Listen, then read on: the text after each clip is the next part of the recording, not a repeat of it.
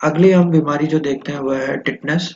Tetanus इसका दूसरा नाम है लॉक्जा और धनु स्तंभ भी कहते हैं। साथियों, टिटनेस के लक्षण हमें पता रहते हैं, इनमें नर्वस सिस्टम आते हैं और इसका जो कारक है वो याद रखने की बात है, उसे हम क्लास्ट्रीडियम टिटनाई कहते हैं।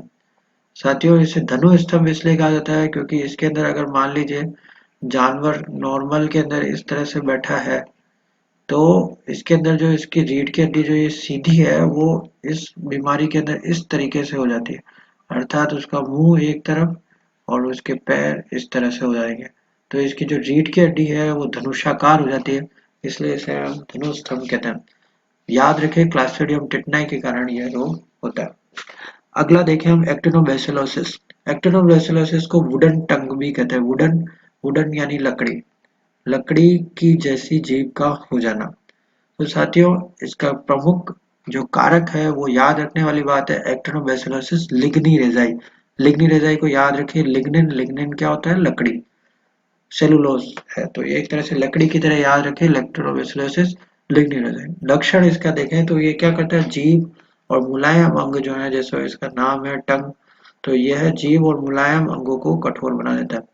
और ट्रीटमेंट के अंदर हम इसका आयोडाइड यूज करते हैं, सोडियम आयोडाइड, पोटेशियम आयोडाइड, इसके द्वारा इसका हम ट्रीटमेंट करते हैं।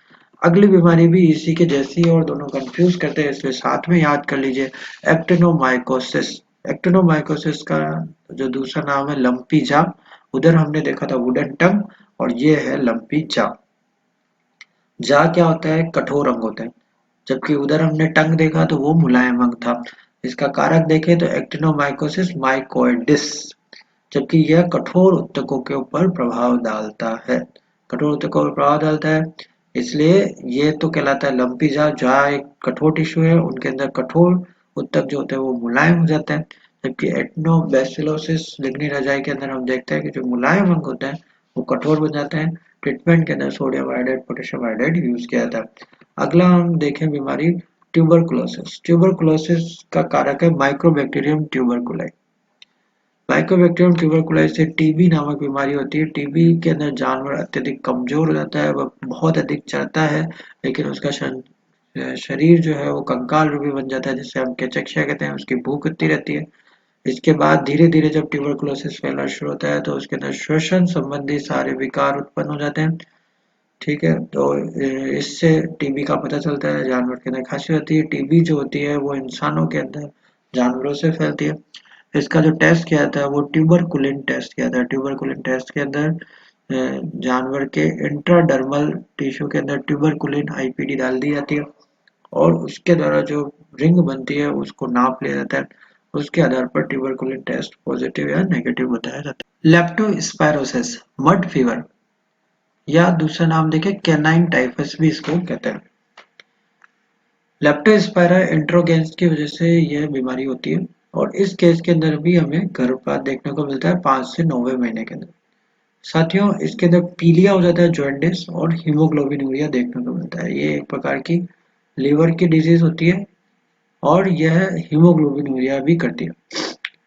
साथियों, इस बीमारी के अंदर जो फैलाने वाले जो कारक है वो प्रमुख चूहे होते हैं, जिनकी वजह से यह लेप्टोस्पायरोसिस फैलता है। अगला हम देखें साल्मोनेलोसिस।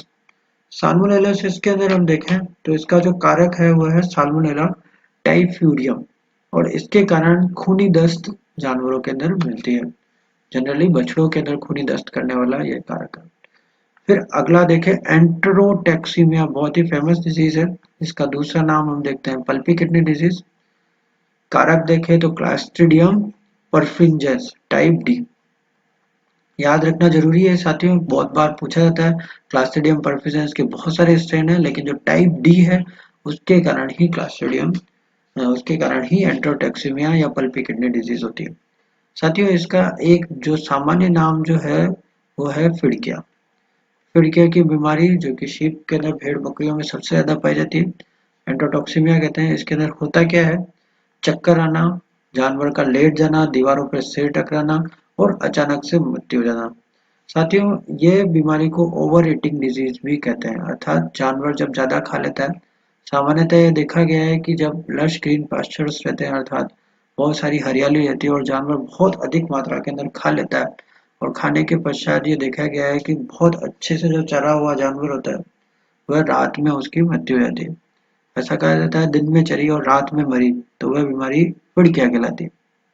इसमें जानवर अचानक जानवर के रात में चक्कर आने लगते हैं और जानवर लेट जाता है, दीवारों पर सिर पटकता है और एक्यूट इसमें डेथ हो जाती है। इसका जो प्रमुख कारण ओवर ईटिंग जो है वो ये है कि ये बहुत अधिक शरीर के अंदर ही इसके बैक्टीरिया पाए जाते हैं। ओवर ईटिंग के कारण जानवर को जो स्ट्रेस जनरेट होता है उसके कारण यह बीमारी फैल जाती है। इसका जो वैक्सीन है वो ईटी वैक्सीन लगाई जाती है, 2.5 ml सबकट लगाई जाती है और 2 सप्ताह बाद इसकी बूस्टर डोज अर्थात यही 2.5 ml को रिपीट कर दिया जाता है, तो उससे इसका बूस्टर हो जाता है। ईटी वैक्सीन इसके अंदर लगाई जाती है। आगे हम देखते हैं बोटुलिज्म। बोटुलिज्म का दूसरा नाम हम देखते हैं लिम्बरनेक या लायन डिजीज, या सामान्यतः जो हम देखते हैं वो है फूड पॉइजनिंग। फूड पॉइजनिंग जिसको हम कहते हैं विषाक्तता हो जाना, भोजन विषाक्तता होना। कारक देखें तो क्लास्ट्रीडियम बोटुलिनम। एक और इसका जो कारण जो हमने देखा गया है वो है मृत जानवरों की हड्डियों को चाटने के कारण यह रोग हो जाता है। मृत जानवर जो होते हैं उनकी हड्डियों के अंदर क्लास्ट्रीडियम बोटुलिनम पाया जाता है, ये बढ़ता नहीं है और हड्डियों में क्लास्ट्रीडियम बोटुलिनम पाया जाता है। उस जानवरों को मृत जानवरों की जो हड्डियां होती है, बहुत सारे जानवर जिनके अंदर फास्फोरस की डेफिशिएंसी होती है तो वो मृत जानवरों की हड्डियों को चाटते हैं, जिसके कारण उनमें बोटुलिज्म हो जाता है, जिसमें तंत्रिकीय लक्षण आते हैं और जानवर की डेथ हो जाती है। अगला हम देखें बेसिलरी हीमोग्लोबिनूरिया। बेसिलरी हीमोग्लोबिनूरिया का कारक है क्लॉस्ट्रिडियम हेमोलाइटिकम और इस बीमारी के अंदर ये जीवाणुओं से होने वाली हीमोग्लोबिनूरिया है और इसके अंदर यूरिन में हीमोग्लोबिनूरिया हो जाता है, अर्थात यूरिन के अंदर हीमोग्लोबिन का बाहर निकलना होता है और यूरिन जो है वो कॉफी कलर का मूत्र जो है बाहर निकलता है। अगली बीमारी देखिए फुट रोट, जिसके अंदर फुट्स जो होते हैं, जो खुर होते हैं वो जानवर के सड़ जाते हैं और कारक है इसका स्फेरोफेरस नेक्रोफेरस, स्फेरोफेरस नेक्रोफेरस। अगली बीमारी हम देखते हैं सीबीपीपी। साथियों फुल फॉर्म इसकी याद रखें, contagious bovine pleuropneumonia, contagious bovine pleuropneumonia और कारक है इसका माइकोप्लाज्मा। अगर आप जब सेल डिवीजन अपन सेल का अध्ययन करेंगे एनाटॉमी के अंदर हम अध्ययन करेंगे पीपीएल होगा, प्लूरोनिमोनिया लाइक ऑर्गेनिज्म। ये माइकोप्लाज्मा होते हैं, ये सबसे छोटी कोशिकाएं होती है और सीबीपीपी के अंदर जो मुख्यतः लक्षण आते हैं वो श्वसन संबंधी लक्षण आते हैं, अर्थात उसमें न्यूमोनिया होता है और यह न्यूमोनिया जो होता है वो माइकोप्लाज्मा के कारण होता है। अगला देखिए जोन्स डिजीज। तो जोन्स डिजीज दूसरा नाम है इसका पैराट्यूबरकुलोसिस और करने वाला जो कारक है वो माइक्रोबैक्टीरियम जोनाई है। साथ ही जोन्स डिजीज का सबसे इम्पोर्टेंट लक्षण होता है इसमें शूटिंग डायरिया पाया जाता है। शूटिंग डायरिया मतलब जानवर को बहुत तीव्र दस्त इसके अंदर लगती है। इसके अंदर भी जो है पैराट्यूबरकुलिन टेस्ट किया जाता है।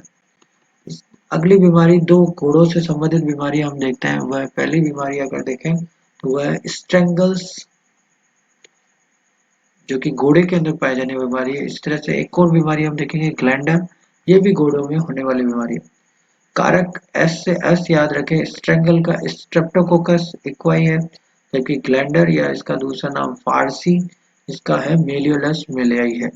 साथियों ये बीमारी जो होती है इसके अंदर जानवर को कल कर दिया जाता है, उसको शूटिंग कर दी जाती है, जानवर को खत्म कर दिया जाता है, उसकी कलिंग कर दी जाती है। इसके लिए फारसी एक्ट भी बना हुआ है जिसके अंदर घोड़ों को ट्रांसपोर्टेशन या जिस स्थान पर ये बीमारी फैल जाती है वहां के घोड़ों को खत्म कर दिया जाता है। अगली बीमारी हम देखें विब्रियोसिस। विब्रियोसिस का जो कारक है वह है विब्रियो फीटस और इसके केस के अंदर क्या होता है अबॉर्शन हो जाता है। अबॉर्शन का कारण जो होता है वो मिड प्रेगनेंसी होती है। साथियों हमने यहाँ पर 3 बीमारियों के अंदर अबॉर्शन हमने देख लिया है। एक तो हमने लेप्टोस्पायरोसिस के अंदर, एक ब्रुसेलोसिस के अंदर और एक विब्रियोसिस के अंदर। लेप्टोस्पायरोसिस के अंदर 5वें महीने के लगभग जो है अर्ली ट्राइमेस्टर में भी जो है उसके अंदर अबॉर्शन हो जाता है। विब्रियोसिस के अंदर मिड प्रेगनेंसी के अंदर हो जाता है, जबकि याद रखें ब्रुसेलोसिस के अंदर लास्ट ट्राइमेस्टर के अंदर ही जो हमने देखा है। साथियों चैनल को लाइक करें, सब्सक्राइब करें और बार बार रिवाइज करें। इसके बाद हम वायरल डिजीज की चर्चा अगले वीडियो के अंदर भी करें।